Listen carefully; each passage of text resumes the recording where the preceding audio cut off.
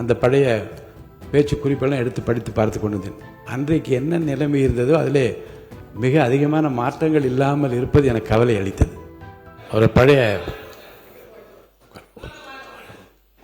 ஒரு பழைய நினைவு.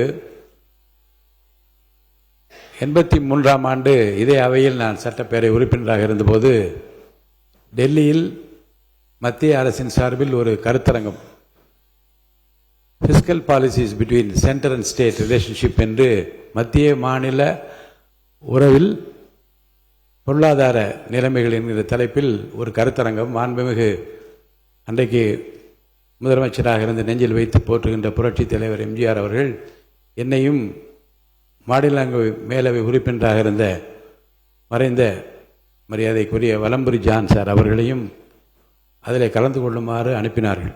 இன்று காலை இந்த தீர்மானம் வந்தவுடன் அதை எடுத்து நான் அந்த பழைய பேச்சு குறிப்பெல்லாம் எடுத்து படித்து பார்த்து கொண்டிருந்தேன். அன்றைக்கு என்ன நிலைமை இருந்ததோ அதிலே மிக அதிகமான மாற்றங்கள் இல்லாமல் இருப்பது எனக்கு கவலை அளித்தது. எத்தனை முறை உறவுக்கு நாம் கை கொடுப்போம், உரிமைக்கு குரல் கொடுப்போம் என்று சொன்னாலும் இப்படிப்பட்ட தீர்மானங்களை நாம் சரியான தருணத்தில் நாம் சிறப்பாக கொண்டு வந்திருக்கிற அரசின் தீர்மானம் என்று இதை நான் கருதுகின்றேன்.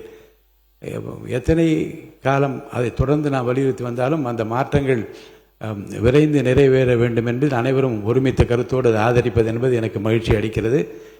உறுப்பினர்கள் அனைவரும் பேசுவதற்கான வாய்ப்பு இப்போது இல்லை. ஏனென்றால் அனைவரும் வரவேற்று தான் பேசப்போகிறோம். அடுத்தடுத்து தீர்மானங்கள் இருக்கிறது.